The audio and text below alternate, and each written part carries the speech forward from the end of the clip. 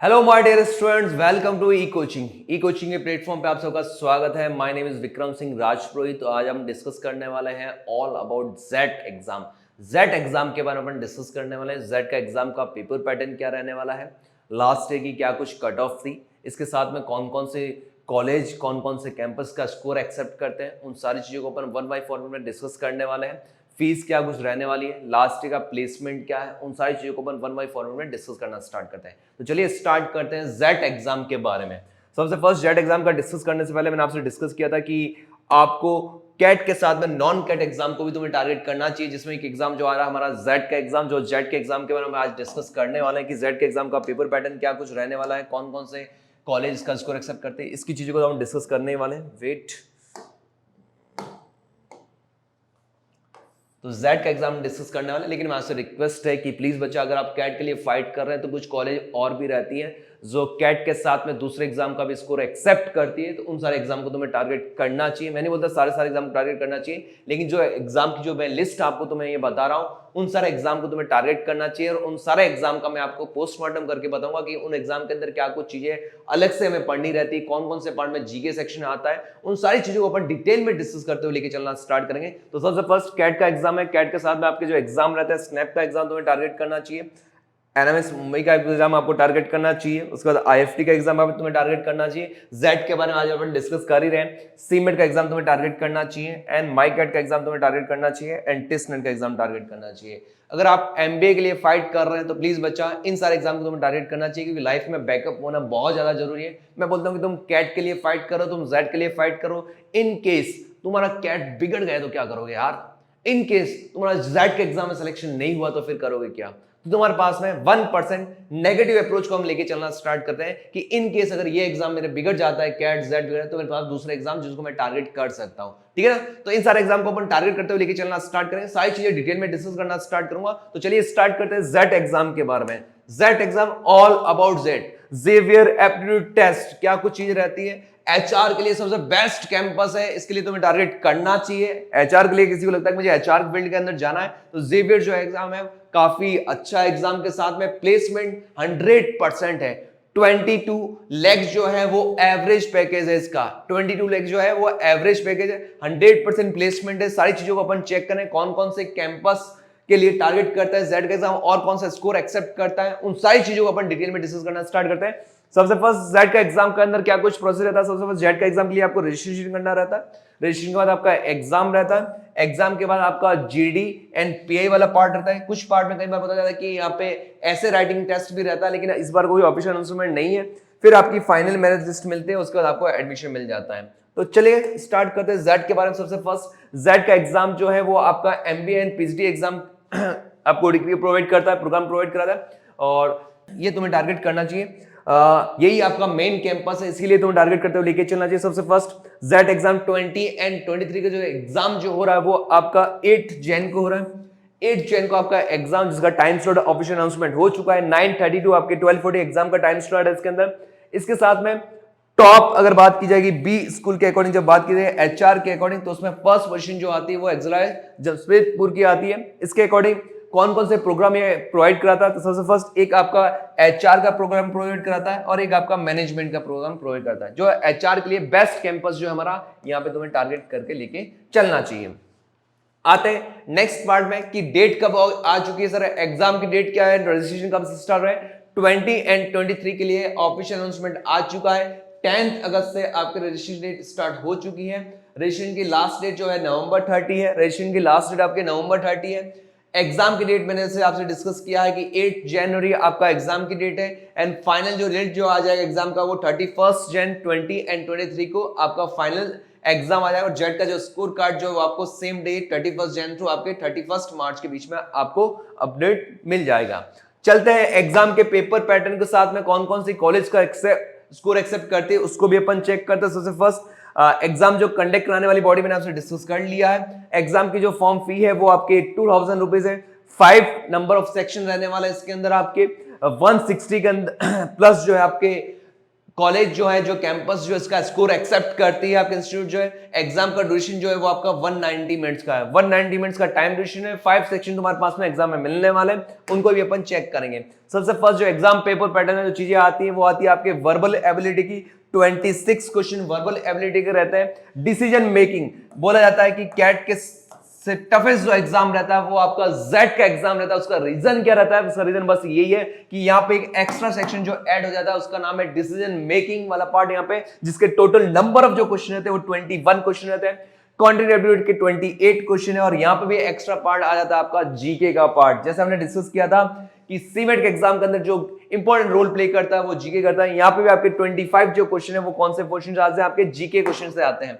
तो कौन कौन से क्वेश्चन, कितने नंबर ऑफ क्वेश्चन मैंने डिस्कस किया कि वर्बल के 26 क्वेश्चन है, डिसीजन मेकिंग के 21 क्वेश्चन जो गेम चेंजर का रोल प्ले करता है, कॉन्ट के अंदर 28 क्वेश्चन रहते हैं, जीके वाले पार्ट के अंदर 25 क्वेश्चन है, एंड ऐसे राइटिंग टेस्ट जो है कई बार बताएगा लेकिन अभी तक मिला नहीं है। 2019 के पेपर में नहीं था, 20 में नहीं था, 21 में भी नहीं था।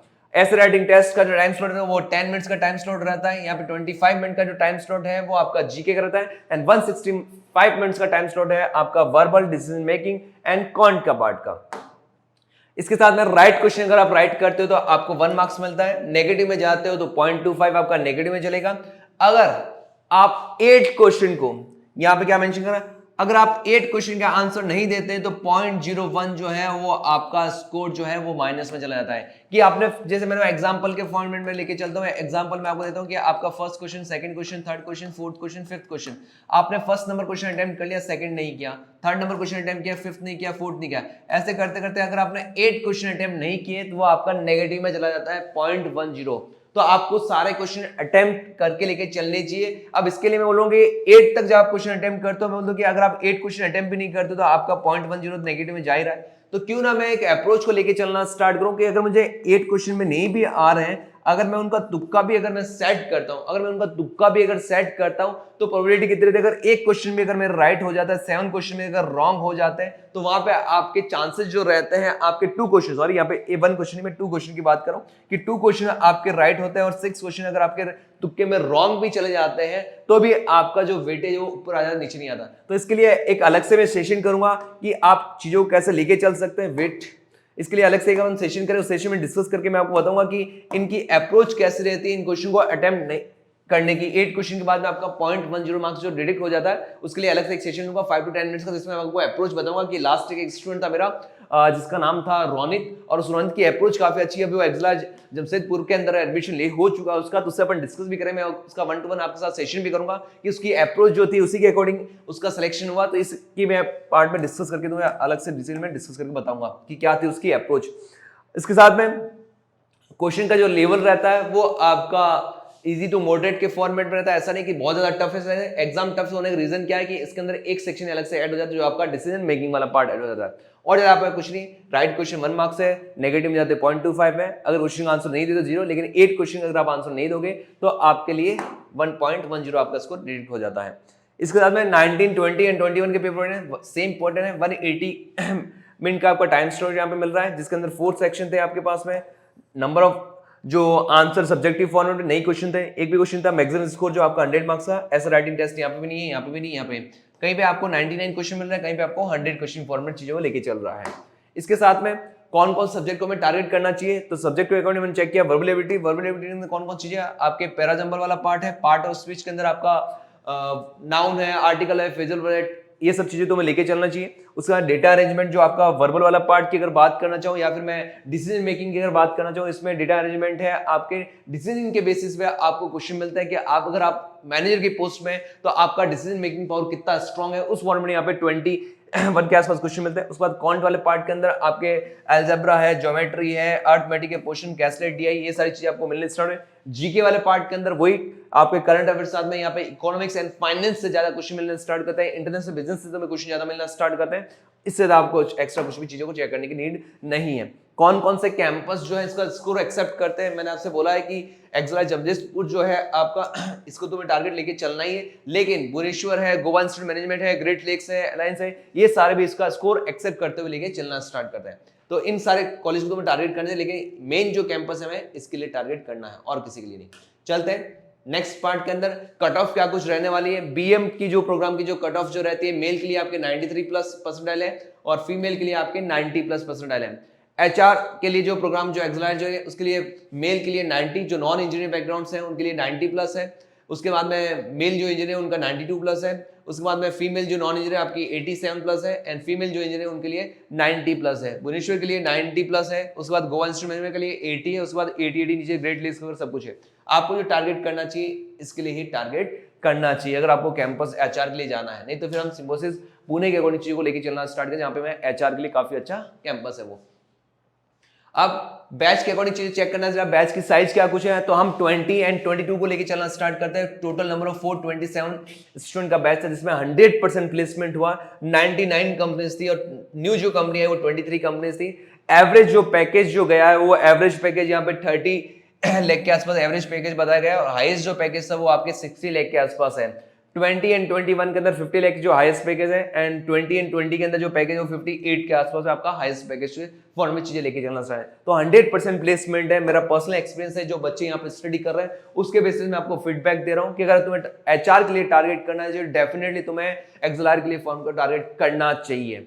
इसके साथ में और भी काफी सारी चीजों को अपन चेक करना स्टार्ट करेंगे और भी कौन कौन सी कॉलेज को मैं टारगेट करना चाहिए जैसे हमने डिस्कस किया स्टार्टिंग फॉर्मेट में, उन सारे एग्जाम का मैं डिटेल में आपको डिस्कस करते लेके चलना स्टार्ट करूंगा। मेरा मेन मकसद बस मेरा मेन टारगेट ये है कि आपको चीजें पता होने चाहिए कि कैट के साथ में कुछ दूसरे एग्जाम रहते हैं जिसे मैं टारगेट करके लेके चलना चाहिए। तो उन सारे एग्जाम को अपन डिस्कस करते हुए लेके चल रहे हैं। मैंने सीमेंट के एग्जाम का आपको डिस्कस कर बताया, जेड के एग्जाम का डिस्कस कर बताया, मैंने आईएफटी एग्जाम का डिस्कस करके बताया। इन सारे एग्जाम की जो अपडेट है वो सब कुछ आपको YouTube चैनल पे मिल जाएगी। यहाँ पे मैं बोलूंगा कि आपको यहाँ पे लिंक प्रोवाइड कर दी जाएगी ताकि आपको जितने भी जो इससे पहले सेशन वो सारे सेशन की आपको लिंक अपडेट मिल जाए, ताकि आपको अपडेट मिल जाए कौन कौन से एग्जाम की क्या कुछ पेपर पैटर्न है। इन सब के बारे में और भी डिटेल में अपन चीजों को चेक करना स्टार्ट करेंगे नेक्स्ट सेशन के अंदर। ओके, तो मिलता है नेक्स्ट क्लास के अंदर एक अच्छे एग्जाम के पोस्टमार्टम के फॉर्मेट के अंदर। कीप वॉचिंग ई कोचिंग।